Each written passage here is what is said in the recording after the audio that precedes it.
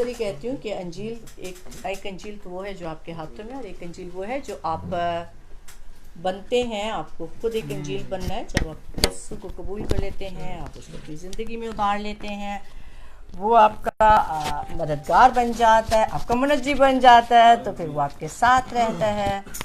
तो जब वो आपके साथ रहता है तो वो आपको गाइड भी करता है, संभालता बचाता भी है। आज हमारे दरमियान में, इससे पहले कि हम कलाम को सुने, हमारे दरमियान में मेरी एक बेटी बैठी हुई है, मेरी बहन बैठी हुई है। वो बहन एक गवाही के साथ आई हैं हमारे पास। Hallelujah, hallelujah. तो गवाही जो है वो बहुतेरों को अपने, उसने कहा, उसने एक्चुअली खुदावंद यीशु मसीह ने भी हमें गवाह ही बनाया है। हम सभी उसके गवाह हैं। हालेलुया, हम सब उसके गवाह हैं। तो एक गवाह जो है वो यहाँ पे आज आया है और वो आपको गवाही देना चाहता है। मेरे जितने बेटे और बेटियां अपने घरों में बैठे सुन रहे हैं, और तुझे लगो ताड़ी बोली जी आवाज़ आनी है। वैसे तो तुझे यीशु के नाम पे बड़ा गज वज बोल रहे हो। Hallelujah, hallelujah. ठीक है, प्रेज द लॉर्ड, हालेलुया। आज ये बंद। Thank you. Hallelujah, hallelujah, praise the Lord, praise the Lord. Thank you. ਅੱਜ मैं इस जगह ਤੇ ਆ ਕੇ ਖੜੀ ਹੋਈ ਹਾਂ, ਉਸ ਖੁਦਾ ਦਾ ਸ਼ੁਕਰ ਕਰਦੀ ਹਾਂ ਕਿ ਮੇਰੀ ਜ਼ਿੰਦਗੀ ਦੇ ਵਿੱਚ ਖੁਦਾ ਨੇ ਬਹੁਤ ਵੱਡੇ ਵੱਡੇ ਕੰਮ ਕੀਤੇ ਆ। ਸੋ ਪਹਿਲੇ ਵੀ ਮੈਂ ਚਰਚ ਦੇ ਵਿੱਚ ਵੀ ਬਹੁਤ ਵਾਰੀ ਆਪਣੀਆਂ ਗਵਾਹੀਆਂ ਦਿੱਤੀਆਂ ਆ, ਪਰ ਅੱਜ ਫੇਰ ਮੈਂ ਆਪਣੀ ਗਵਾਹੀ ਦਿੰਨੀ ਆ। ਮੈਂ ਸਿੱਖ ਫੈਮਿਲੀ ਦੇ ਵਿੱਚੋਂ ਬਿਲੋਂਗ ਕਰਦੀ ਹਾਂ। ਬਚਪਨ ਤੋਂ ਲੈ ਕੇ ਇੰਨੇ ਸਾਲ ਮੈਂ ਆਪਣੀ ਜ਼ਿੰਦਗੀ ਦੇ, ਮੈਂ ਤਾਂ ਇਹੀ ਕਹਿੰਦੀ ਆ ਕਿ ਮੈਂ ਉਹ ਬੇਕਾਰ ਚਲੇ ਗਏ ਮੇਰੇ ਜਿਹੜੇ ਗਏ ਆ, ਟਾਈਮ ਜਿਹੜਾ ਨਿਕਲ ਗਿਆ। ਪਰ ਹੁਣ ਜਿਹੜਾ ਮੈਨੂੰ ਖੁਦਾ ਯਿਸੂ ਮਸੀਹ ਮਿਲਿਆ ਤੇ ਮੇਰੀ ਜ਼ਿੰਦਗੀ ਸੁਧਰ ਗਈ। ਹਾਲੇਲੂਇਆ। ਤਾਂ ਮੇਰੇ ਘਰ ਦੇ ਵਿੱਚ, ਮੇਰੀ ਫੈਮਿਲੀ ਦੇ ਵਿੱਚ ਯਿਸੂ ਬਹੁਤ ਵੱਡੇ ਵੱਡੇ ਕੰਮ ਕਰਦਾ। ਤਾਂ ਮੇਰੀ ਭਾਬੀ ਇੱਕ ਸਾਲ ਤੋਂ ਬਿਮਾਰ ਸੀ, ਉਹਨੂੰ ਖੁਦਾ ਨੇ ਕੈਂਸਰ ਤੋਂ शिफा ਦਿੱਤੀ। 2-3 ਹਫ਼ਤੇ ਹੋ ਗਏ ਉਹ ਵਾਪਸ ਹਸਪੀਟਲ ਗਈ ਤੇ ਉੱਥੋਂ ਉਹਨਾਂ ਨੂੰ ਫਿਰ ਇਹੀ ਕਿਹਾ ਗਿਆ ਵੀ ਸ਼ਾਇਦ ਤੈਨੂੰ ਇਹੀ ਫੇਰ ਪ੍ਰੋਬਲਮ ਆਈ ਆ। ਤੇ ਮੈਂ ਪਾਸਟਰ ਰੋਜ਼ ਨੂੰ ਫੋਨ ਕੀਤਾ, ਦੱਸਿਆ ਕਿ ਉਹ ਹਸਪੀਟਲ ਗਈ ਆ। ਤਾਂ ਪਰ ਮੇਰਾ ਆਪਣਾ ਵਿਸ਼ਵਾਸ ਯਿਸੂ ਤੇ ਸੀ। ਮੈਂ ਉਹਨੂੰ ਇਹੀ ਗੱਲ ਕਹੀ ਕਿ ਤੈਨੂੰ ਇਹ ਬਿਮਾਰੀ ਮੁੜ ਕੇ ਨਹੀਂ ਹੋ ਸਕਦੀ। ਤੇ ਉਹਨਾਂ ਨੇ ਇੱਥੇ ਤੱਕ ਕਰ ਦਿੱਤਾ ਸੀ ਕਿ ਉਹਨਾਂ ਨੇ ਉਹਨੂੰ ਕਿਹਾ ਸੀ ਕਿ ਤੇਰਾ ਆਪਰੇਸ਼ਨ ਵਾਪਸ ਕਰਨਾ ਪੈਣਾ ਆ। ਤੇ ਉਹ ਖੁਦਾ ਦਾ ਸ਼ੁਕਰ ਆ ਕਿ ਕੋਈ ਡਾਕਟਰ ਵੀ ਕਹਿੰਦੇ ਹੁੰਦੇ ਆ ਕਿ ਉਹ ਖੁਦਾ ਦੇ ਰੂਪ ਦੇ ਵਿੱਚ ਆਉਂਦਾ ਆ। ਉਹਨਾਂ ਨੇ ਆਪਰੇਸ਼ਨ ਦਾ ਟਾਈਮ ਵੀ ਉਹਨੂੰ ਦੇ ਦਿੱਤਾ ਸੀ ਤੇ ਜਦ ਉਹ ਡਾਕਟਰ ਆਇਆ ਉਹ ਕਹਿੰਦਾ ਨਹੀਂ, ਆਪਰੇਸ਼ਨ ਨਹੀਂ। ਸੋ ਉਹਨਾਂ ਨੇ ਵਾਪਸ ਉਹਨਾਂ ਦੀ ਚੈੱਕ ਕੀਤਾ, ਉਹ ਕਹਿੰਦੇ ਕੁਛ ਨਹੀਂ ਇੱਦਾਂ ਦੇ, ਤੈਨੂੰ ਕੋਈ ਪ੍ਰੋਬਲਮ ਨਹੀਂ। ਮੈਂ ਥੈਂਕ ਯੂ ਕਰਦੀ ਹਾਂ ਉਸ ਖੁਦਾ ਦਾ। Thank you so much, thank you, thank you. Praise the lord, hallelujah. Thank you. कई सालों से ये बहन भूल गई, कई सालों ये सोई नहीं थी, पर यीशु के पास आई तो इत्मीनान आया तो नींदर भी आई। ऐसे ही है जी। हालेलुया। सो जितने बहन भाई सुन रहे हैं, यीशु के नाम में उनको खुश आमदीद भी कहते हैं और उनको कहते हैं कि शेयर करते जाएं। और अगर एक बात और जो मैं आपको बताना चाहती हूँ वो ये है कि अगर आपके चर्च का टाइम है तो हमेशा पहले अपने चर्च को टाइम दिया करें। उसके बाद अगर तो आप मेरे चर्च के मेंबर हैं तो फिर तो आप टाइम से बैठा करें और चर्च अटेंड किया करें। उस टाइम पे शॉपिंग ना किया करें, बाहर ना जाया करें। उस वक्त सिर्फ बैठा करें और सोचें कि आप चर्च में चले गए हैं और आपको उस पर अब बिल्डिंग का इंतज़ार ना करें, वो आपके घर में आ गया है। ऐसा मत सोचें कि बिल्डिंग खुलेगी तो चर्च जाओगे, क्योंकि याद रखिएगा एक बात कि खुदा हाथ के बनाए घरों में नहीं रहता, वो आपके अंदर रहना चाहता है। सो तैयार रहिए उसके लिए। दूसरी बात कि अगर आप किसी और चर्च के मेंबर हैं, किसी भी और चर्च के, तो पहले अपने चर्च में जाइए, अपने चर्च को अटेंड कीजिए। वो टाइम आप मुझे मत दीजिए, इसको मत दीजिए, ये बाद में भी आप देख सकते हैं। कि मैंने एक भाई से पूछा आज चर्च नहीं गए, क्योंकि इंडिया पाकिस्तान में तो चर्च खुल गए हैं, पाकिस्तान में भी खुल गए हैं। तो मैंने कहा आप चर्च नहीं गए? बोला नहीं, शाम में तेरा प्रोग्राम देखूंगा ना। तो मैंने बोला मेरा प्रोग्राम ज़रूर देखना, पहले अपने चर्च जाना, मेरे प्रोग्राम को रात को भी देख सकते हैं। तो इसलिए कि शायद मैं इंडिया पाकिस्तान, अगर आपको जरूरत होगी तो आपका ही चरवाहा आपके पास आएगा, मैं वीजा कटवा के आने वाली नहीं हूं। मैं दूर से दुआ करूंगी आपके लिए। अपने चर्च के साथ, अपने पास्टर के साथ वफादार रहिए, क्योंकि खुदा का रूह वफादारी सिखाता है। पहले अपने चर्च और अपने पास्टर को देखिए, उसके बाद आप जरूर इस प्रोग्राम को सुनिए। इससे आपको यकीनन बरकत मिल रही है, मुझे मालूम है कि आप बरकत पा रहे हैं, लेकिन उस बरकत को लेना ना भूलिए। अपने जो लोकल चर्च है, जहाँ पे आप, जो आपका मदर चर्च है, जहाँ पे शुरू से जा रहे हैं, आप जरूर वहाँ पे जाइए, मिस मत कीजिए। मैं कभी नहीं चाहूंगी कि आप किसी को, मैं अपने चर्च में भी कहती हूँ कि अगर आपका चर्च उस टाइम पे नहीं लग रहा तो आप मुझे ज्वाइन करना है, वरना आप अपने चर्च में जाइए। खुदावंद आपको बरकत देगा। खुदावंद के कलाम में से देखेंगे, क्योंकि मुझे इसलिए मालूम है कि आपके पास्टर भी यकीनन मेरी तरह जागते होंगे। मैं अपने चर्च की रूहों के लिए, कलाम में लिखा है कि वो दिन रात जागते और फिर दुआएं करते हैं। तो जो दुआ करता है उसको फिक्र भी होती है, उसको ये भी होता है कि मेरी भेड़ कहाँ चली गई आज। तो भेड़ें जो हैं, मेरी भेड़ भी जब इधर उधर कहीं होती है तो मुझे भी कुछ होता है, तो किसी की भेड़ भी इधर उधर होएगी तो उसको भी कुछ होगा। तो अपनी भेड़ के लिए चरवाहे परेशान रहते हैं। सो आप अपने चरवाहों को अपने वफादार होने का जरूर बताते रहिए कि आप उसके साथ कितने वफादार हैं, क्योंकि खुदा का रूह हमें सबसे पहले वफादारी सिखाते हैं, क्योंकि खुदा वफादार हो रहा है। आमीन, आमीन। अपने साथ बटन दबाना हरगिज ना भूलिए, जो मैं अक्सर कहती हूँ। शेयर का एक बटन है, उसे प्रेस करते रहिए। कलाम को देखेंगे, मत्ती रसूल की किताब, द बुक ऑफ मैथ्यू, उसका 5वां बाब और उसकी 48 आयत देखेंगे। 5वां बाब मत्ती की किताब, उसका 5 बाब और उसकी 48 वर्स देखेंगे। इसलिए चाहिए कि तुम सिद्ध बनो, जैसे तुम्हारा स्वर्गीय पिता सिद्ध है। आमीन, आमीन। उर्दू में लिखा है, बस चाहिए मेरे बहन कलविंदर को बाइबल निकाल देना, उन्हें पता है। 5D48, 5D48, हाँ, उसकी हेल्प कर देना बाइबल खोलने में। ये मेरा नया बच्चा है, 2 साल हुए हैं, तो बाइबल खोलने में भी उनको थोड़ी हेल्प चाहिए होती है। पंजाबी की बाइबल, क्योंकि बहुत सारे लोग जो है, इसीलिए मैं प्रेफर करती हूँ पंजाबी और उर्दू बोलने की, क्योंकि बहुत सारे लोग पंजाबी चर्च ढूंढ रहे हैं। बहुत से लोग जो हैं यहाँ पे पंजाबी चर्च ढूंढ रहे हैं, और पंजाबी चर्च के चक्कर में और एशियन चर्च के चक्कर में हमारे चर्च को बहुत सारे लोग ज्वाइन भी करते हैं और सुनते भी हैं। हाँ, तो ये पंजाबी बच्चा पंजाबी के पास चला गया ताकि पंजाबी में समझा सके, क्योंकि एक बहन अभी हमें रिसेंटली मिली है और वो पंजाबी चर्च ही ढूंढ रही थी। मैंने उसको बताया कि मेरा चर्च पंजाबी चर्च ही है, यानी इंडियन और पाकिस्तानी है, तो हम पंजाबी, इंग्लिश हम उसी वक्त इस्तेमाल करते हैं जब मेरे गोरे बच्चे सामने होते हैं, मतलब यहाँ के ब्रिटिश बॉर्न बच्चे हों तो इंग्लिश का इस्तेमाल किया जाता है। लिखा है, मेरे पीछे पीछे बोलिएगा, बस चाहिए कि तुम कामिल हो, जैसा तुम्हारा आसमानी बाप कामिल है। जैसा तुम्हारा आसमानी बाप कामिल है। याद हो गई? याद हो गई? एक दफा जुबानी बोले फिर। बस चाहिए कि तुम कामिल हो, जैसा कि तुम्हारा आसमानी बाप कामिल है। कितनी अच्छी बात है, कितनी अच्छी ख्वाहिश है, एक खूबसूरत ख्वाहिश है उसकी कि वो अपने जैसा बनाना चाहता है। ऐसी ख्वाहिश तो कोई भी नहीं करता। जो मैनेजर होता है वो कहता है मैं ही मैनेजर हूं, दूसरा कोई मैनेजर ना बने। अपने जैसी पोस्ट कोई किसी को देना नहीं चाहता, बोलता है ये थोड़ा सा मुझसे नीचे ही रहे, मुझ जैसा ना हो। लेकिन खुदावंद यीशु मसीह हमें एक बहुत अच्छी बात सिखा रहे हैं, कह रहे बस चाहिए कि तुम कामिल हो, जैसा तुम्हारा आसमानी बाप कामिल है। कामिल हमने होना है, क्योंकि बाप जो है वो कामिल है। बेटा चाहता है कि हम बाप जैसे हो जाएं, वो कामिल है, हमको कामिल होना है। कामिल का मतलब है उस्ताद हो जाना, बेइल्ज़ाम, जिसके ऊपर कोई इल्ज़ाम ही ना हो। मतलब बता रही हूँ, बाजू का हम पढ़ लेते हैं, हमें मतलब नहीं पता होते कि पढ़ा तो है, इसके मतलब क्या है। माहिर होना, किसी चीज़ में बहुत मजबूत होना, मुकम्मल होना, जिसमें कोई कमी बेशी ना हो। और बाप तो पाक है, बेऐब है, कामिल है, परफेक्ट। कामिलियत एक ऐसी हालत को कहा जाता है जिसमें किसी किस्म की कोई कमज़ोरी या नुक्स ना हो, ऐसा जिसमें कोई नुक्स, कोई ऐब ना होए।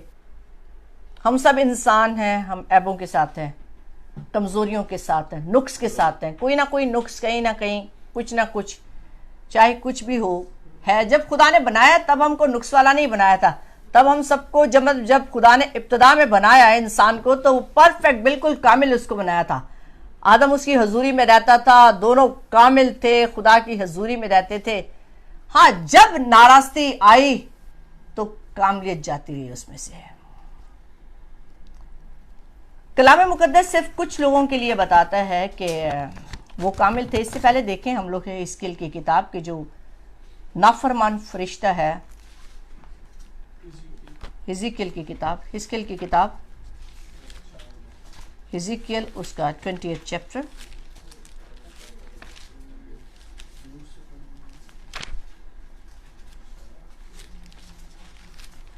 और उसकी 28 बाब और इसके अंदर हम देखेंगे कि जो फरिश्ता खुदावंद का राइट हैंड था, खुदा के साथ रहता था, तख्त पे उसके साथ रहा करता था। खुदावंद ने जिसको बहुत खूबसूरत, बेहद खूबसूरत किए, जिसमें कोई नुक्सी नहीं। अगर आप उसकी 11 से 13, 14 आयत तक पढ़ें तो आपको उसकी खूबसूरती दिखाई देगी कि वो कितना खूबसूरत था। यानी लिखा है कि उससे कहा, खुदावंद खुदा यूं फरमाता है कि तू तो खातिमुल कमाल, दानिश से मामूर, हुस्न में कमाल, क्या बात है, हुस्न में कामिल, और तू अदन में खुदा, तू अदन में बागे खुदा में रहा करता था। कितनी खूबसूरत बात है, जो खुदा का बाग था वो खूबसूरत फरिश्ता वहां पे रहा करता था, और हर एक कीमती पत्थर तेरी पोशिश के लिए था। मसलन याकूबत, सुर्ख, पुखराज, अलमास, फिरोजा, संगे सुलेमानी, जबरजद, नीलम, जमुरत, कोहर शर्फ, सोने में तुझ में खातिम सानी, नगीना, बंदी की सन्नत तेरी पैदाइशी के रोज से जारी रही। यानी ऊपर की ये सारी बातें जो हैं वो उसकी खूबसूरती की, कि हम तो एक छोटा सा पत्थर भी वो नीलम का पहनने तो हाथी उत्ते रहता है कि नीलम दिखाई दे, सब जबरजद दिखाई दे। सोचें कि वो तो इन सब खूबसूरत चीज़ों के साथ वो कमाल, हुस्न में कमाल था और कामिल था। लेकिन 15वीं आयत बताती है कि तू अपनी पैदाइश ही के रोज से अपनी राह रस्म में कैसा था? कामिल था। पैदाइश के दिन से ही वो कामिल था, जब तक कि तुझ में नाराजगी ना पाई गई। जब उसमें नाराजगी आ गई, अब नाराजगी कैसे आई उसमें? उसकी 17 आयत बताती, तेरा दिल तेरे हुस्न पर घुमंड करता था। जब घुमंड आया तो नाराजगी आ गई। इसका मतलब है हमको किसी चीज पे भी घुमंड नहीं करना। घुमंड किया तो क्या आ गई अंदर? नाराजगी आ गई। नाराजगी आ गई तो क्या हुआ? कामिलियत जाती रही। वो जो कामिल था वो चला गया। ना पैसे का, ना हुस्न का, ना अपनी नॉलेज का, ना अपनी एजुकेशन का, ना अपनी लैंग्वेज का, ना अपने स्टेटस का। कोई चीज ऐसी नहीं है जो घुमंड के लायक हो। इसके पास तो सभी कुछ था, इसीलिए घुमंडी हो गया। कलाम में लिखा है गिरने से पहले घुमंड आता है। गिरने से पहले घुमंड नहीं करता। घुमंड आया, कामिलियत जाती रही। लिखा तेरे दिल तेरे हुस्न पर घुमंड करता था और तूने अपने जमाल ही के सबब से अपनी हिकमत को खो दिया। खुदा के साथ था तो हिकमत थी ना, अक्ल थी, बुद्धि थी, समझ थी, सभी कुछ जो खुदा चाहता था इससे, वो इसके अंदर था। इसी तरह अगर इज़ाया की किताब, द बुक ऑफ इज़ाया, उसका 14 चैप्टर देखें। इसाया की किताब उसका 14 बाब, सिर्फ 14वां बाब, 14 14वां बाब, इसाया की किताब उदा 14वां बाब,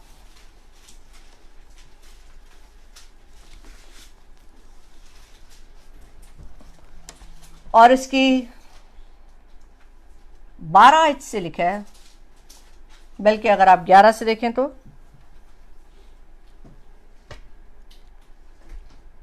भोर के चमकने वाले तारे, तू कैसे आकाश से गिर पड़ा है। कैसे गिरा है तू? अब क्यों गिराया गया? आराम से तख्त पे उसके साथ था, बाग में रहा करता था, आराम की जिंदगी थी। हाँ जी। तू जो जाति जाति को हरा देता था, तू अब कैसे काट कर भूमि पर गिराया गया। हाँ, क्यों तू भूमि पर गिराया गया? क्यों तू जमीन पर पटका क्यों गया है? क्या बात है तुझे ऊपर से गिरा दिया गया? कोई तो रीजन होगा ना गिराने का, क्यों गिराया तुझे ऊपर से? तू मन में कहता तो था। अब कुछ बातें हम मन ही मन में कहते रहते हैं, जो मन ही मन में करते हैं वो भी खुदा को पता होता है। कभी कभी हम मुंह पे नहीं, मुंह पे मीठे मीठे अंदर अंदर से काटते काटते से हैं, तो अंदर अंदर से भी नहीं काटना, जो मन में है वो मुंह पे आता है।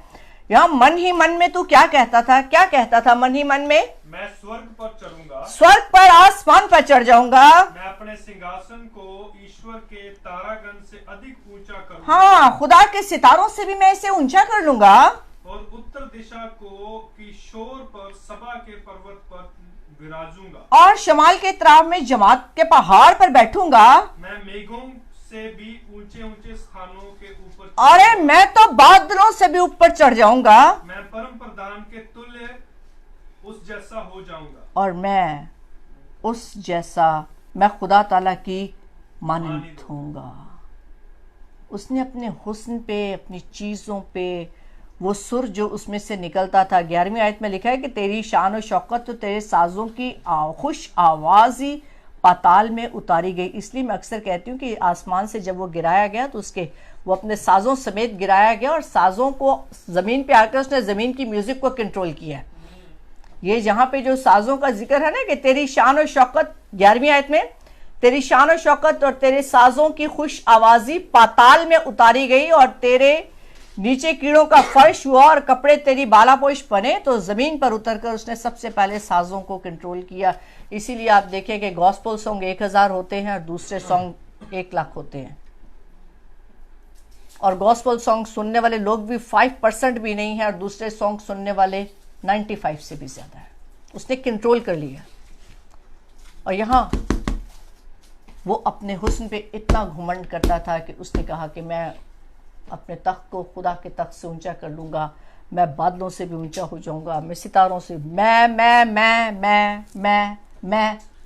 मैं इंसान को मार देती है। मैं जो है सिर्फ खुदा है, मैं जो हूँ सो मैं हूँ, हालेलुया, और कोई मैं नहीं, मैं सिर्फ मैं जो हूँ सो मैं हूँ, खुदा का है। जब इंसान के अंदर मैं आ जाती है तो इसका मतलब है इंसान में घुमंड आ गया है। इसमें भी घुमंड आया था, और घुमंड ने उसके कामलियत को ख़त्म कर दिया। उसने कहा जब तक तुझ में नाराज़गी ना पाई गई, और उसके घुमंड ने उसको नाराज़ कर दिया। उसके घुमंड ने उससे नाराज़ कर दिया। सो मेरे बेटों, मेरी बेटियों, मेरी बहनों, मेरे भाइयों, किसी चीज़ पे घुमंड ना कीजिएगा, क्योंकि वो जोरावर के दम को खींचता है और मिट्टी का ढेर बनाता है। जोरावर के दम की बात है, मैं और आप तो कुछ भी नहीं है, औकात नहीं है। याद रखिए हर दम के मिट्टी हैं, और हम नहीं जानते कि हमारे साथ अगले पल में क्या हो जाएगा। बाइबल बहुत सारे लोगों को, बहुत सारे नबियों को, बहुत सारे नबियों में से एक नबी है जिसके बारे में कहा गया कि वो कामिल है। बाकी तमाम नबी छोटी मोटी खताओं और गलतियों के साथ हमें दिखाई देते हैं, लेकिन सिर्फ एक है जिसके लिए कहा गया कि वो कामिल है, और वो है अय्यूब।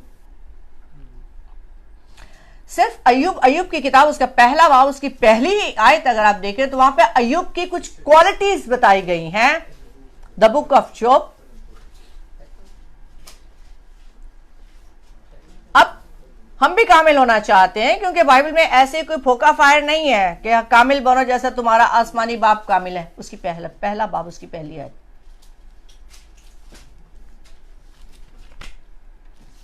बाइबल खुलवाने का मकसद सिर्फ ये होता है कि आप जो बहन भाई घरों में बैठे हैं, आप भी अपने कलाम को जरूर अपने पास रखा करें, उसे खोला करें, उसे पढ़ा करें। हमारे साथ साथ पढ़ेंगे तो आपको बरकत मिलेगी। लिखा है ओस की सरजमीन में एक अय्यूब नाम एक शख्स था। वो शख्स कैसा था? जरा क्वालिटीज पढ़े। कामिल, रास्तबाज, खुदा से डरता, बदी से दूर रहता। इसका मतलब है कामिल होना कोई इतना मुश्किल काम नहीं है। इंसान कहता कामिल तो खाली खुदा से हो ही नहीं सकते। भाई क्यों नहीं हो सकते? अय्यूब भी तो कामिल हुआ था, इंसान था, हमारे और आप जैसी उसकी 2 टांगे, 2 हाथ, दो कान, 1 नाक, वही दिल, वही गुर्दा, वो सब कुछ उसके अंदर भी वही था, लेकिन वो कामिल था सिर्फ इन क्वालिटीज की वजह से। क्या क्वालिटीज थी? रास्तबाज था, खुदा से डरता था और बदी से दूर रहता था। आप बदी से दूर रहेंगे, आप कामिल हो जाएंगे। आप खुदा से डरेंगे, आप कामिल होते जाएंगे। आप रास्तबाजी को पूरा करेंगे, आप कामिल हो जाएंगे। इसीलिए खुदावन ने कहा कामिल हो जाओ जैसा तुम्हारा आसमानी बाप कामिल है। उसको यही तो चाहिए कि हम हुक्म माने। अगर कि इब्राहिम को हम देखें तो इब्राहिम को जब खुदा ने पैदाइश की किताब उसके 12 बाब में, आप सबको पता है इब्राहिम की सारी स्टोरी आप लोगों को पता है। इब्राहिम को जब खुदा ने निकाला वहां से पैदाइश की किताब, क्योंकि मैं भागूंगी थोड़ा, टाइम हमारे पास काफी गुजर गया, तो 12 बाब के अंदर उससे कहा, इब्राहिम से बात की, उसे कहा अपने नातेदारों को ले, अपने नातेदारों को छोड़, अपने घर को छोड़, अपने बाप के घर को छोड़ और निकला। इब्राहिम ने किया ऐसा? उसने तो आवाज को सुना, उसने तो छोड़ दिया, वो तो वहां से निकल आया। लेकिन निकलने के बाद भी, और खुदा ने वहां पे उसके साथ एक वादा किया था, खुदा ने कहा था तू निकल तो मैं तुझे एक बड़ी कौम बनाऊंगा और मैं तेरा नाम सरफराज करूंगा। लेकिन इब्राहिम के कोई औलाद नहीं थी, बेऔलाद था। अब 12 बाब में खुदा ने उसके साथ वादा किया, 13 बाब में जाके खुदावंद ने अपने वादे को फिर दोहराया। खुदा ने उसको रेत के जरे दिखाए। जब कभी इब्राहिम सोचता था यार खुदा ने वादा तो कर दिया, मैं तो नातेदार भी छट के आ गया, वहां मैं तो सारा कुछ छट छुट के निकल आया, बीवी पकड़ी थे बाहर आ गया, तब खुदा ने उससे रेत के जरे दिखाए और कहा रेत के जरों को गिन सकता है तो गिन, तेरी औलाद ऐसी होगी, इतनी होगी। उसने कहा ओके ठीक है, यकीन कर लिया, ठीक है। अब 14वें बाब में खुदा खुद बजाते खुद उतर कर आया और उसने कहा, जो मुल्क सदक का बादशाह बन के आया, उसने खुदावन को दयकी दी। मैं डिटेल में नहीं जा रही, हवाले खोलने के लिए नहीं कह रही, सिर्फ आप सुन लें, बाद में आप उसे खुद पढ़ लीजिएगा। शुरू के ये सारे बाब जो हैं वो उसके इब्राहिम की बातों के ही हैं। तो इब्राहिम को खुदा ने खुद कहा इब्राहिम तुम मुबारक है। अब जिसको खुदा कह रहा है तुम मुबारक है, तो सोचे वो कितना मुबारक है। 15 बाब के अंदर खुदा ने उसको रोया दी, सितारे दिखाए कि मैं तुझे एक बड़ी कौम बनाऊंगा। उसने कहा निकल के आ बाहर आके सितारे देख, कितने सितारे हैं, आप सितारों को गिन सकते हैं? ये मेरे घर की छत के ऊपर सितारे लगे हुए हैं, हालांकि ये 2-4 हैं, हम इसको भी नहीं गिन सकते। तो खुदा ने तुझे आसमान के सितारे दिखाए थे और सितारे दिखाकर कहा कि तेरी औलाद इतनी होगी, मैं तुझे एक बड़ी कौम बनाऊंगा और जो तुझे बरकत देगा मैं उसे बरकत दूंगा, तेरा नाम मुबारक होगा। और उसके साथ वादा किया और रोया भी दी। वो रोया आप पढ़ लीजिएगा, 15 बाब के अंदर उस रोया का जिक्र है। इसके बावजूद इब्राहिम ने 16वें बाब के अंदर खुदा के वादे को नज़रअंदाज किया, खुदा की आवाज़ की तरफ से कान को बंद किया, बीवी की आवाज़ पे कान को लगाया और क्या किया, हाजरा के ज़रिए एक बच्चे को जन्म दिया। तो हाजरा के पास जाओ, भूल गया कि खुदा ने तो यार मुझे तैयार सितारे भी दिखाए थे, मुझे रेत भी दिखाई थी, खुदा ने वादा किया तो मेरे साथ करेगा। इसलिए मैं कहती हूँ कि बीवियों की सारी बातें मत सुना करें। मैं अक्सर अपने मेरे बहुत सारे बेटे हैं यहाँ पे बैठे हुए, मैं अक्सर कहती हूँ कि बीवियों की बातें सुने जो खुदा के कलाम के मुताबिक हैं, लेकिन अगर खुदा के कलाम के खिलाफ कोई बातें कर रही है तो बीवियों की बातों की तरफ से कान को बंद कर लिया करें, खुदा की आवाज को सुना करें। इब्राहिम ने भी अपनी बीवी की आवाज को सुना, हाजरा के पास चला गया। आदम ने भी बीवी की आवाज को सुना, अदन से बाहर चला गया। उन्होंने अदन तो निकलना मंजूर हो गया बीवी की गल सुन के। सो बीवियों की बात उसी वक्त सुनिए अगर वो कलाम के मुताबिक बात कर रही है। अगर कलाम के खिलाफ बात करी तो उसे कहें भाई मेरा खुदा तुझसे बड़ा है, मुझे अपने खुदा की सुननी है। अब यकीन करें खुदावंद आपको आपकी इस बात को, क्योंकि उसने कहा अगर कोई मेरी खातिर माँ बाप बहन भाई बीवी बच्चे छोड़ेगा जमीन पर 100 गुना और हमेशा की जिंदगी, तो फिर तो आप कामिल ही हो गए ना। हमेशा की जिंदगी इसका मतलब आप कुछ छोड़ रहे हैं तो कामिल हो गए। इसीलिए 17 बाब के अंदर जाके खुदावंद ने दोबारा इब्राहिम से बात की और उसे एक बात कही। मेरे साथ देखिए, अभी तक वो निकल भी आया है वहां से। पैदाइश की किताब में, पैदाइश की किताब, पैदाइश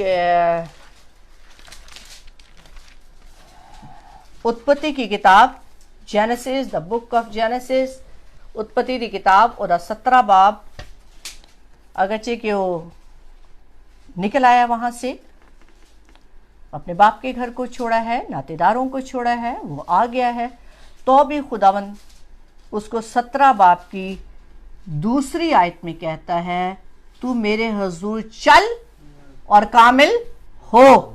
इसका मतलब निकलने के बावजूद भी वो कामिल हुआ नहीं था, अभी तक वो चला नहीं था। अगर चलता तो वो हाजरा के पास ना जाता। फिर वो खुदा के वादे पे यकीन करता है, क्योंकि खुदा ने कहा था जो तेरे सुल्ब से पैदा होगा उससे मैं बड़ी कौम बनाऊंगा। और फिर उसके बाद वहां पे लिखा है कि तब, तीसरी आयत में लिखा है, तब इब्राहिम सरनगू हो गया। तब पहली दफा कलाम में यह बात लिखी गई है कि इब्राहिम खुदा के सामने जाके झुक गया, उसने घुटने टिका दिए, सरनगू हो गया खुदा के आगे, अपने आप को झुका दिया। और इसीलिए फिर 21 बाब के अंदर खुदा ने अपने वादे को इसहाक की सूरत में पैदा किया। जब इसहाक पैदा हुआ, इब्राहिम 100 बरस का था, 100 बरस का ओल्ड मैन, क्योंकि उसने खुद कहा है, सारा कहती है कि कौन कहता है कि इब्राहिम 100 बरस का होगा और मैं इस उम्र में, इस बढ़ापे में लड़कों को दूध पिलाऊंगी। कितनी खूबसूरत बात है। मतलब खुदा नामुमकिन को मुमकिन करता है, और ये बात खुदा ने इब्राहिम को साबित कर दी। लेकिन 22 बाब के अंदर जाके इब्राहिम के साथ खुदा ने एक और बात की, एक ही एक बेटा, वादे का फर्जंद,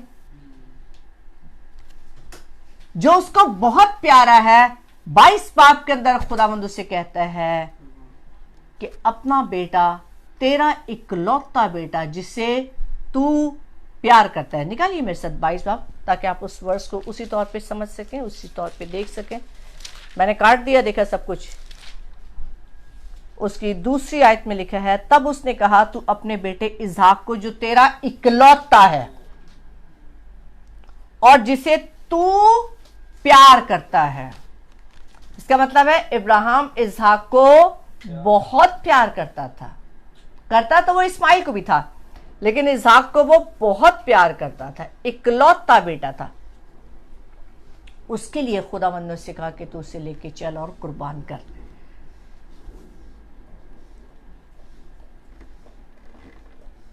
लिखा है एक पहाड़, दूसरी आयत के आखिरी हिस्से में लिखा है कि वहां उसे पहाड़ों में से एक पहाड़ पर, जो मैं तुझे दूंगा, सुख्तनी कुर्बानी के तौर पे चढ़ा दे। और हम देखते हैं इस बात को, अगर आपने पढ़ा हो ना पढ़ा हो तो मैं सिर्फ शॉर्ट करके आपको बताती हूँ कि इब्राहिम ने अगली सुबह उठते ही सबसे पहले क्या किया है, अपने गधे को तैयार किया है, उसके साथ 2 नौजवानों को तैयार किया है और वो चल पड़ा है। लकड़ियां ली हैं, अपना बेटा लिया है, इकलौता बेटा जो उसको बहुत प्यारा था। खुदा हमसे, जो हमसे बहुत प्यारी चीज होती है, वही चाहता है कि हम उसे दें। बाजों को नींद बहुत प्यारी है, खुदा आपसे आपकी नींद मांगता है, आप उठे और उसके चरणों में बैठे। बाजों को अपने बच्चे बहुत प्यारे हैं, वो अपने बच्चों के साथ खेलते रहते हैं। खुदा का टाइम भी खुदा को नहीं देते कि खुदा का जो टाइम है हम खुदावंद को दें।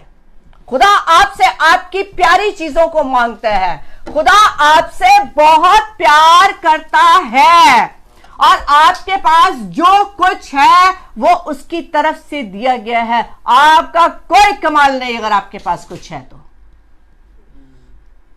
इसहाक का कोई कमाल नहीं था कि इब्राहिम का कोई कमाल नहीं था कि उसके पास इसहाक आया था।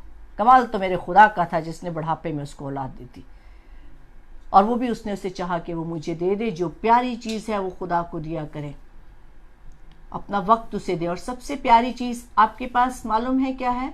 आपकी अपनी जिंदगी सबसे प्यारी है। वो आपसे आपको मांग रहा है।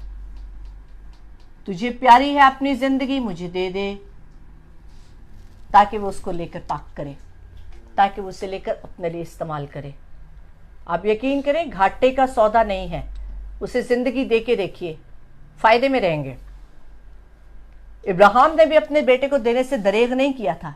इब्राहिम चल पड़ा अपने बेटे को, इकलौता बेटा, सोचे उस बाप पे क्या गुजरी होगी जिसका एक ही एक बेटा हो।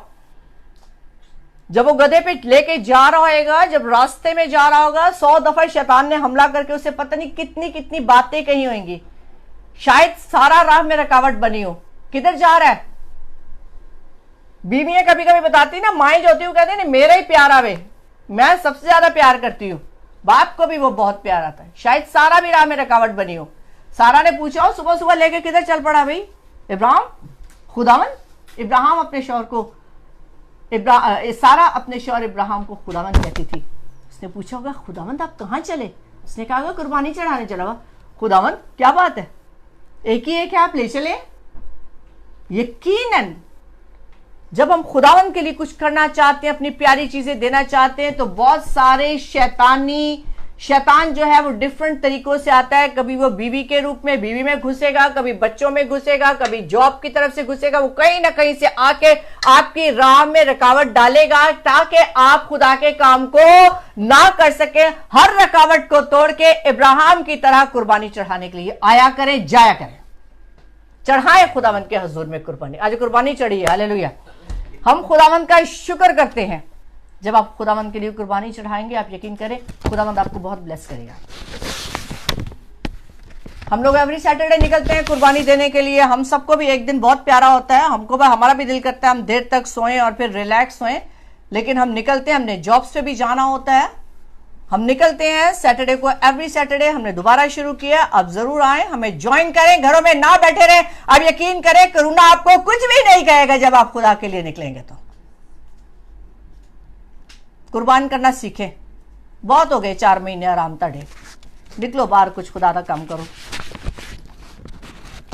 अब खुदावंद उसे कहता है 22 बाब की 18 आयत में कहता है, क्योंकि उसने अपने बेटे को लिया है, उसने कुर्बान गाह बनाई है, लकड़ियां रखी हैं, उसके ऊपर अपने बेटे को रखा है, और रखने के बाद उसने छुरी उठाई है, छुरी उठा के वो उसको मारने लगा है। और जब उसको मारने लगा है तो एक आवाज़ आई है, और उस आवाज़ ने उसको रोका है, और रोक के उसे कहा है 12 बाब में, मैं जान गया कि तू खुदा से डरता है, इसलिए तूने अपने बेटे को जो तेरा इकलौता है मुझसे दरेग नहीं किया।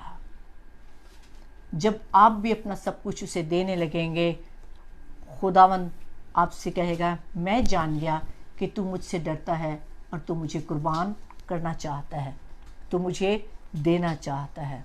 जब आप खुदा को देंगे, खुदा आपको दूना नहीं 4 गुना बरकत देगा।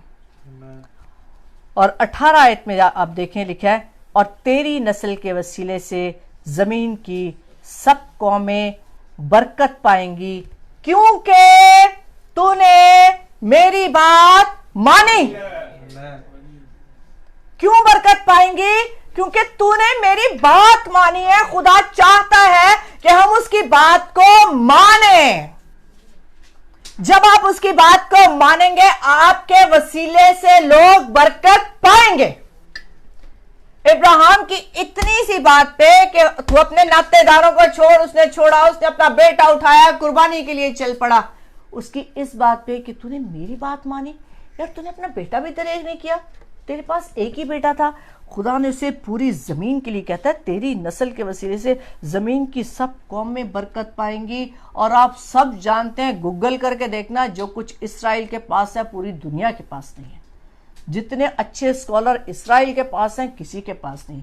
जितना पैसा कौम इसराइल के पास है, किसी के पास नहीं है। जितना बिजनेस उसके पास है, किसी के पास नहीं है।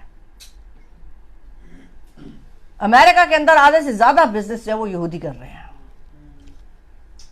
80 से ज्यादा फीसद जो गोल्ड मेडल्स हैं वो सारे के सारे यहूदियों के पास है। क्यों? क्योंकि खुदा का कलाम उनकी जिंदगियों में, उस कौम में पूरा हो रहा है। कहां? वादा तो बाप इब्राहिम से किया था, और वो वादा अभी तक चला आ रहा है। मेरे और आपके साथ भी बहुत सारे वादे किए हैं। आप यकीन करें, आप करेंगे, आपकी आइंदा आने वाली जनरेशन भी उसका फायदा उठाएगी। वो बाप इब्राहिम से किया हुआ वादा, उसने बात मानी थी, वो बातें चलती चलती आज तक चली आ रही हैं, क्योंकि मेरा और आपका खुदा वफादार खुदा है। हालेलुया। उसने जो कुछ अपने मुंह से कह दिया उसको पूरा करना वो जानता है, क्योंकि खुदा इंसान नहीं कि झूठ बोले, ना आदमजात के अपने इरादों से और अपनी बातों से फिर जाए। अब ये बात हम जैसे ईमानदारों के लिए, हम जितने बहन भाई यहाँ पे बैठे हैं, हम सबके लिए दावत फिक्र भी है कि अगर इब्राहिम कर सकता है तो हम भी कर सकते हैं। वो भी ईमानदार था, हम भी ईमानदार होने का दावा करते हैं। इसराइलियों का बड़ा फख्र है ये कि इब्राहिम हमारा बाप है। ऐसे ही है, इसराइलियों का बड़ा फख्र है ये कि इब्राहिम हमारा बाप है। और हमारा भी एक फख्र है, क्या? कि खुदा हमारा बाप है। ठीक है। यहूदियों का फख्र इब्राहिम हमारा बाप, हम मसीही जितने आए हमारे बाप सुबह शाम पढ़ते हैं, हमारा फख्र ये कि खुदा हमारा बाप है। मेरे साथ देखिए यूहन्ना की किताब,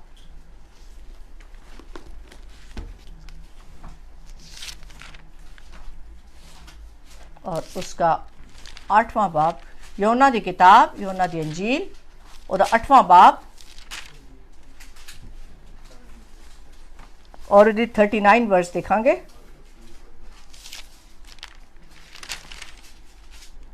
आठवां बाब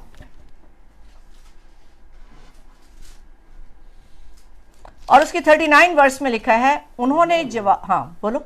उन्होंने जवाब में उससे कहा, हमारा बाप तो इब्राहिम। हमारा बाप तो इब्राहिम है। ये यीशु से बात कर रहे हैं, ये यीशु से बातचीत हो रही है यहूदियों की, और यहूदी उसे कह रहे हैं कि हमारा बाप तो इब्राहिम है। हाँ, और यीशु ने उनसे क्या कहा? यीशु ने उनसे कहा, अगर तुम इब्राहिम के फर्जंद होते तो इब्राहिम से काम करते। इब्राहिम कैसे काम भी करते। अगर तुम इब्राहिम, यहूदियों का ये फख्र है कि इब्राहिम हमारा बाप है। खुदा में यीशु मसीह कह रहे हैं कि अगर इब्राहिम तुम्हारा बाप, अगर,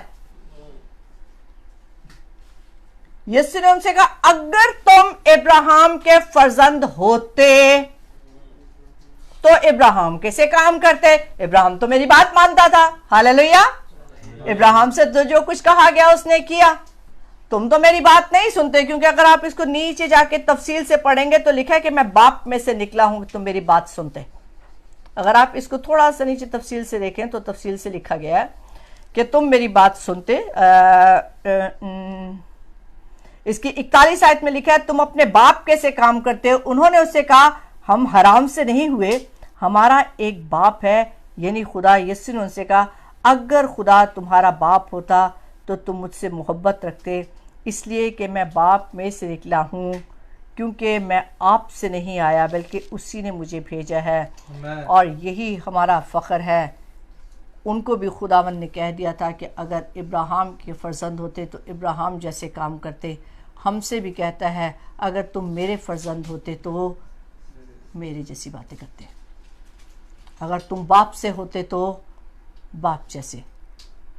हम कहते हैं एक दूसरे को देख के, कभी कभी हम बच्चों को, तेरा बेटा बिल्कुल तेरे जैसा है, तो बड़े खुश भी होते हैं हम लोग इस बात को एक दूसरे को, तो तेरा बेटा आशिर, तेरा मुंडा बिल्कुल तेरे वर्गा है ना।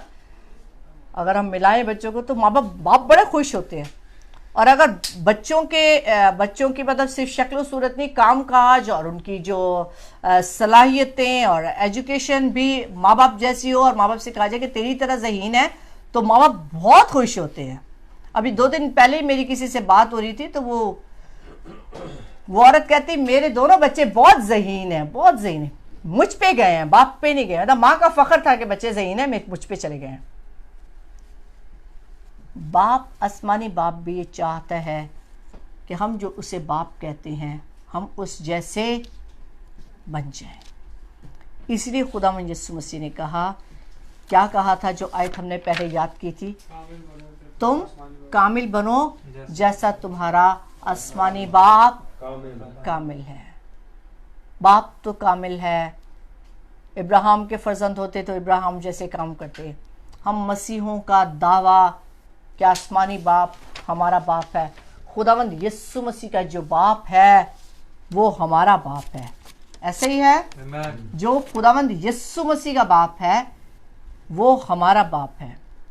बाप की तमाम मर्जी जो है वो बेटे ने पूरी की है। हमें बेटे की मर्जी को और बाप की मर्जी को पूरा करना है, फिर हम बाप जैसे होते जाएंगे। बाप कामिल है, हमने कामिल होना है। बाप मेहरबान है, हमको मेहरबान होना है। बाप पाक है, हमको पाक होना है। बाप सच्चा है, हमको सच्चा होना है। क्योंकि अभी जो वर्स हम लोग यूहन्ना की पढ़ रहे थे उसको आप आगे जाके देखेंगे, झूठ बोलने वाला अपने बाप अबलीस से है, इसलिए झूठ बोलना छोड़ दें।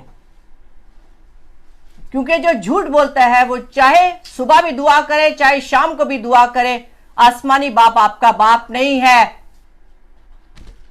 ये बाइबल बताती है कि झूठ बोलने वाले मेरे फर्जंद नहीं हो सकते। जो आयत हमने अभी पढ़ी उसकी 44 में लिखा कि तुम अपने बाप अबलीस से और अपने बाप की ख्वाहिशों को पूरा करते हो क्योंकि वो झूठ का बाप है। तो मेरा और आपका बाप जो है वो सच्चा है, वो चाहता है कि हम उस जैसे हो जाएं, कामिल हों, सच बोलें और ईमान के बानी। हम कामिल हो नहीं सकते क्योंकि जाहिर है दाऊद भी कहता है मैनू विच गुनाह दे जम्मिया मेरी मां है। और हम इसी वर्ष को पकड़ के ना तो बैठ जाते हैं कि सानू विच गुनाह दे जम्मिया साडी मां है, ते फिर ते असीं पाप करने क्योंकि मां ने जम दिता, ते मां ने जम्मिया ते बाप ने एक होर पुत्र कर लिया, वो है खुदावंद यीशु मसीह जिसने सलीब पर जान दे के अपना कामिल खून बहा के हमें कामिल किया। हालेलुया। हम इस बात को मानते हैं कि सब ने गुनाह किया और उसके जलाल से महरूम हुए क्योंकि गुनाह की मजदूरी मौत है। लेकिन जो खुदावंद यीशु मसीह पर ईमान लाता है वो मौत से निकलकर जिंदगी में दाखिल हो जाता है। आमीन। वो मौत से निकलकर जिंदगी में दाखिल हो जाता है क्योंकि खुदावंद यीशु मसीह बाप की तरह कामिल है। उसने जो सलीब पर खून बहाया है वो कामिल खून है। वो खून हमें गुनाहों से धोता है। जो कोई उसके पास आके अपने गुनाह का इकरार करता है वो उसके हर पाप को, किरमजी पापों को भी धोता और पाक कर देता है। और जब आप पाक हो जाते हैं तो आप यकीन करें आप कामिल हो जाते हैं। क्या हो जाते हैं? कामिल हो जाते हैं। इसीलिए इब्रानियों की किताब 12 बाब उसकी दूसरी आयत में लिखा है ईमान के बानी कामिल करने वाले यीशु को तकते रहें। यीशु को तकना है, उसकी क्रॉस लगा के नहीं, घर में यीशु की फोटो लगा के नहीं तकनी है, उसके बहते हुए खून को तकना है जिसके वसीले से आप धुल सकते हैं, जिसके वसीले से आप साफ हो सकते हैं, जिसके वसीले से आप पाक हो सकते हैं, जिसके वसीले से आप कामिल हो सकते हैं। ईमान के बानी, हमारे ईमान का बानी कामिल करने वाला यीशु है। यीशु को तकना शुरू करें ताकि वो आपको कामिल करे। दुनिया और दुनिया के काम, दुनिया की बातें, दुनिया के रिश्ते आपको कामिल नहीं कर सकते। याकूब की किताब कहती है कामिल शख्स वो जो बातों में खता ना करे। बात बात में खता। कामिल शख्स कौन है? जो बातों में खता। याकूब की किताब 3 बाब उसकी दूसरी आयत में लिखा है कि कामिल शख्स वो है जो बातों में खता ना करे। मेरे अजीजों, बातों में खता करनी छोड़ दें, कम बोलना शुरू करें क्योंकि ज्यादा बोलने से गलतियां होती हैं। ये सच्ची बात है। जब ज्यादा बोलते हैं तो उसमें खता हो जाती है। कम बोलें, सोच कर बोलें, कलाम को पढ़ें ताकि कलाम के मुताबिक आपकी तमाम बातों का हिसाब होगा। कलाम में लिखा है तुम्हारी निकम्मी, बुरी और भली बात अदालत में लाई जाएगी। आपको अपनी निकम्मी बातों का, कभी कभी बैठ के निकम्मी बातें कर रहे होते, ईमानदारों को देखा ठट्ठों वाली निकम्मी बातें हो रही होती है। मैंने पास्टर्स को देखा निकम्मी बातें कर रहे होते बैठ के। यार कलीसिया नूं की सिखाओगे? निकम्मियां गल्लां ते आप ठट्ठे लांदे हो तुसीं।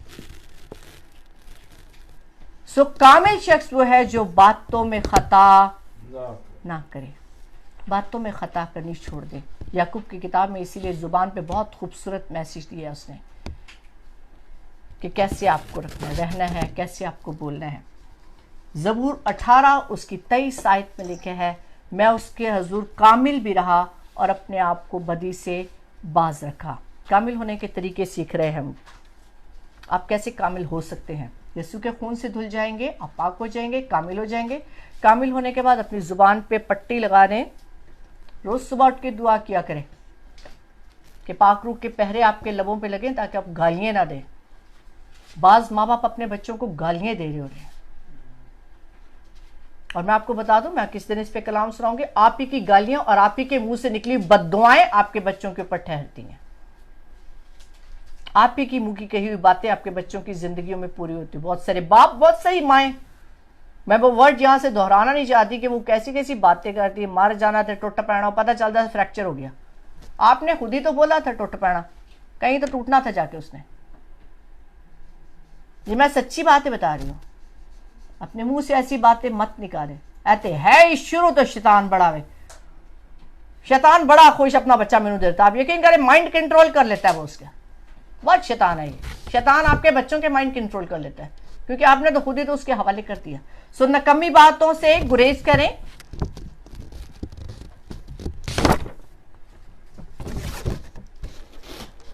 ज़बूर 18 उसकी 23 आयत में लिखा है, उसके हजूर, मैं उसके हजूर में कामिल भी रहा और अपने आप को बदी से बाज रखा।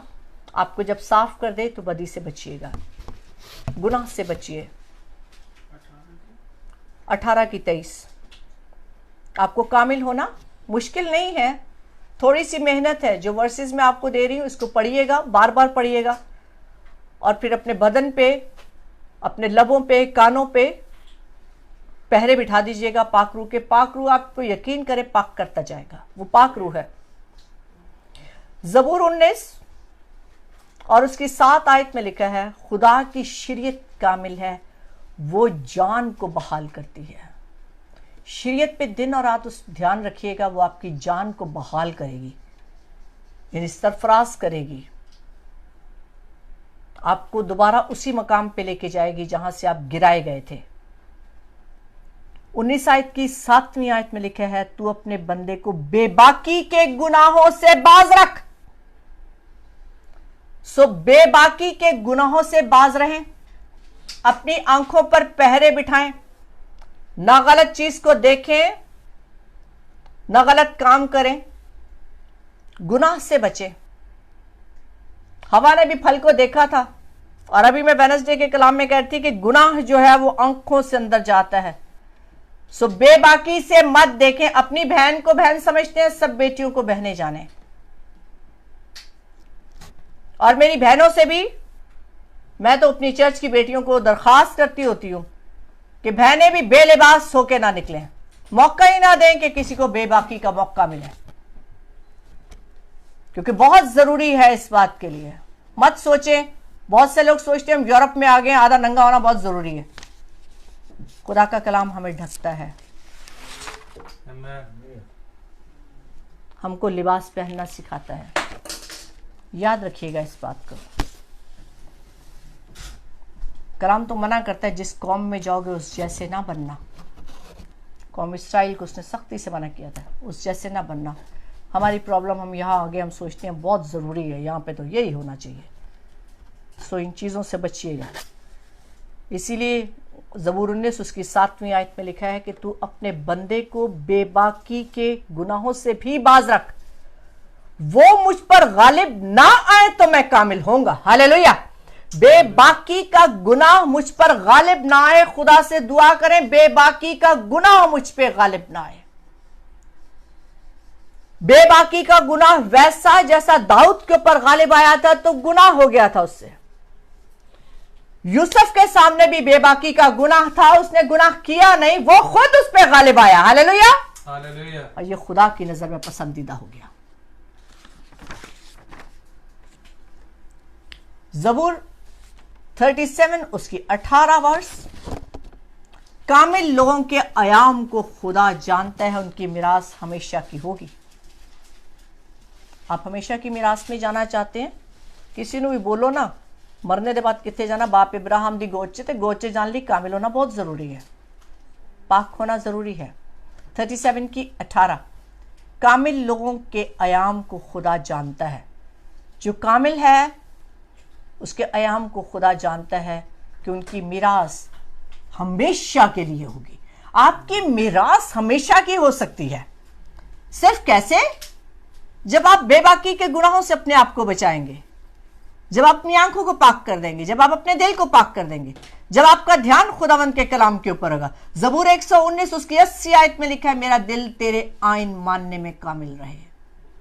आइन को, शरीयत को, कलाम को मानते रहिए, क्योंकि इमसाल में लिखा है जो कामिल लोग हैं वो अच्छी चीज़ों के वारिस होंगे। अच्छी चीज़ों के वारिस तो सारे होना चाहते हैं। तख्त पे बाप के साथ सब जाके बैठना चाहते हैं।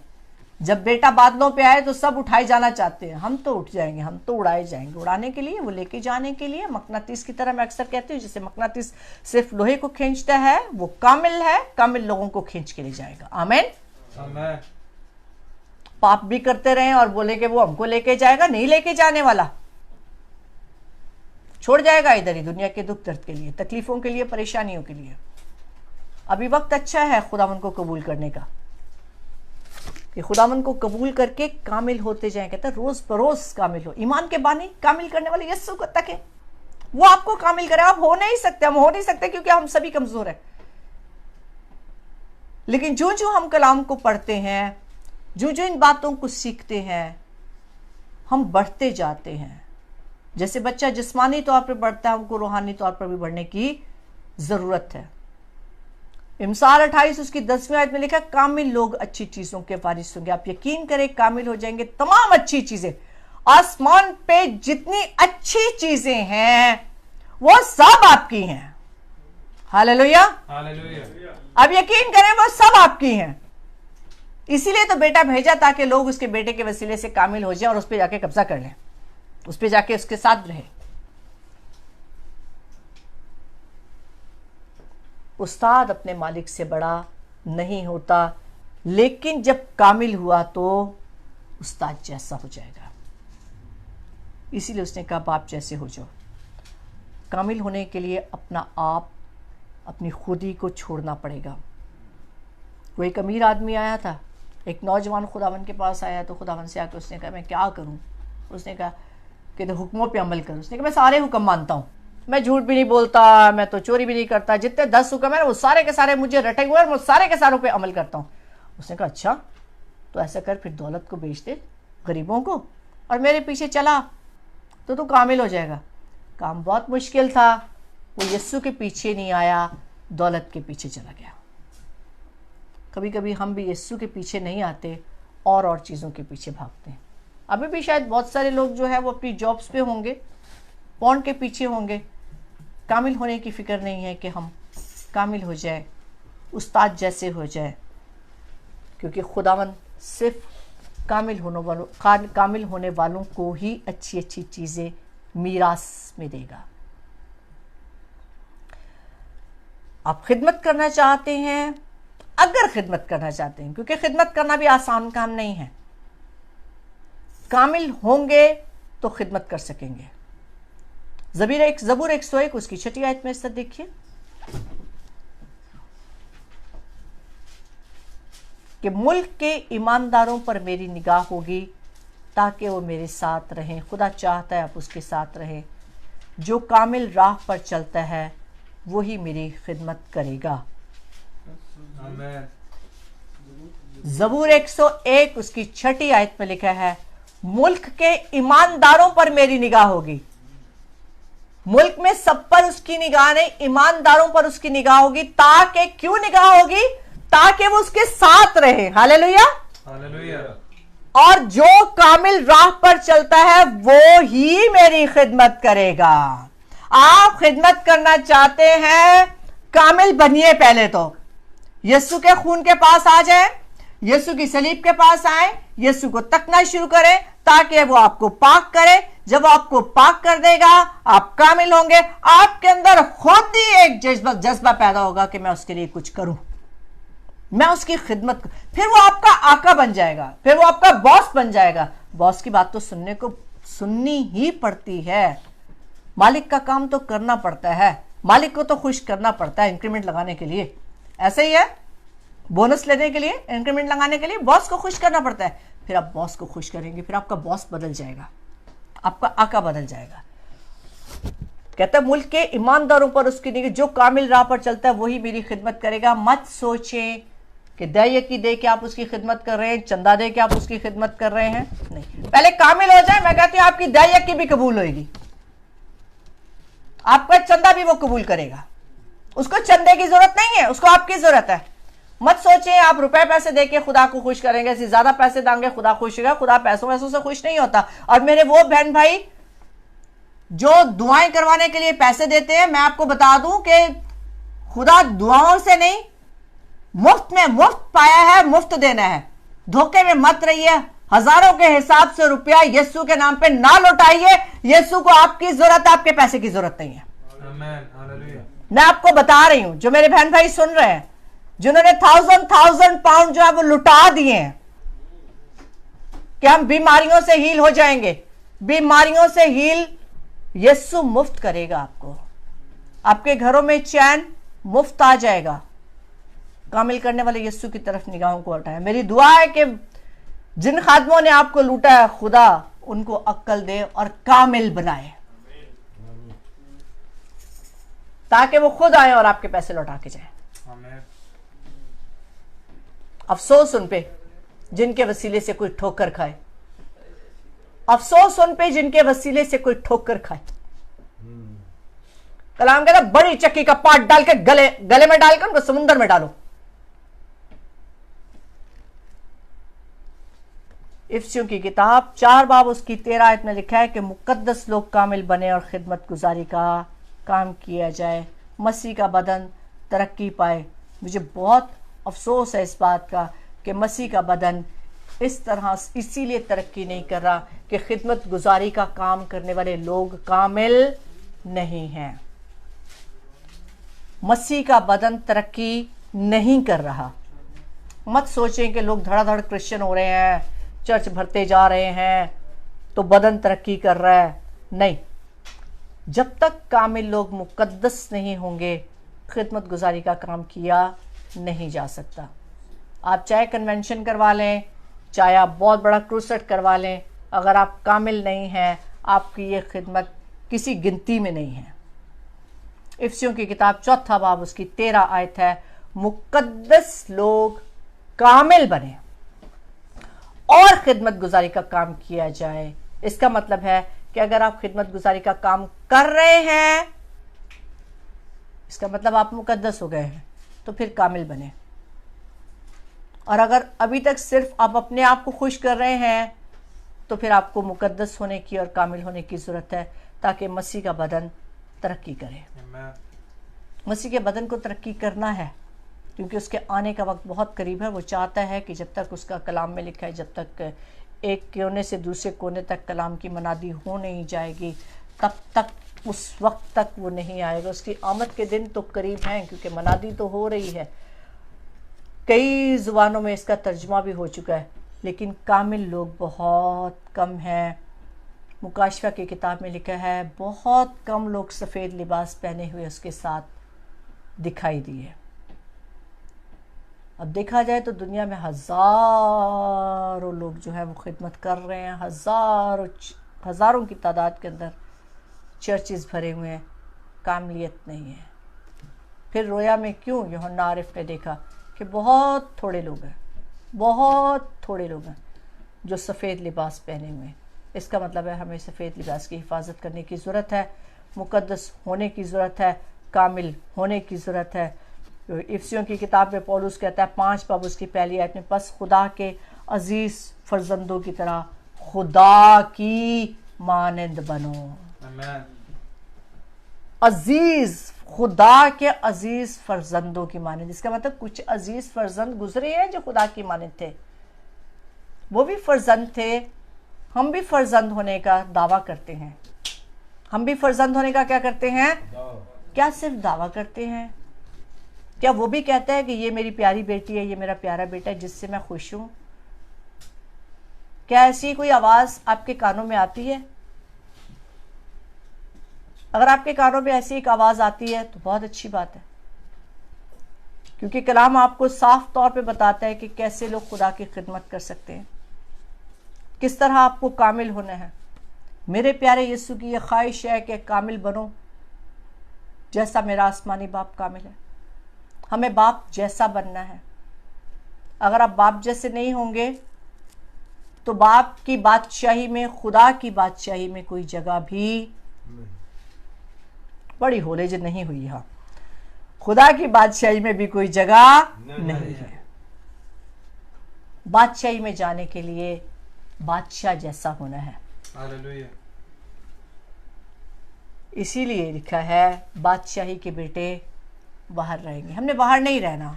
आप यकीन करें, आपको बाहर रखना होता तो वो अपना बेटा क्यों भेजता? उसने बेटा इसीलिए भेजा है, बेटे ने खून इसीलिए बहाया है ताकि हम सब बचाए जाए। हम सबको वहाँ लेके जाना चाहता है। बेटा हमें कामिल करना चाहता है। पौलुस रसूल कहता है कामिल करने वाले यीशु को तके, यीशु को तकना शुरू करें, वो आपको कामिल करेगा। खिदमत गुजारी का काम करना चाहते हैं, आपको शायद पास्टर बनने का शौक़ हो, आपको डीकन बनने का शौक़ हो, आपको और तरह के बहुत सारे शौक़ हो, फेमस हो जाते हैं। पास्टर्स बन जाए ना, फेमस हो जाते हैं। क्या यीशु की नज़र में फेमस हो रहे हैं? मैं मतलब ये तो अभी बहुत इसके ऊपर ये चलने लग गया है। मेरे बच्चों को पता है कि मैं इतनी ज़्यादा वो नहीं हूँ कि मुझे इसके ऊपर फिल्म बना के जाने वाला शौक़ मेरा हरगिज़ नहीं है। ये मेरे बच्चे हैं टेक्नोलॉजी वाले, तो ये सब कुछ लगाते हैं। क्योंकि मैं अक्सर कहती हूँ, जो वीडियो मेरी उत्ते ना बनी तो इतने दी वीडियो ने कितने रहना। अगर ऊपर ही नाम ना हुआ आपकी सारी खिदमतों का तो फिर कोई फ़ायदा नहीं है। खुदावंद की खिदमत करें कामिल होके, बाप जैसे कामिल होते जाए, जैसा तुम्हारा आसमानी बाप कामिल है।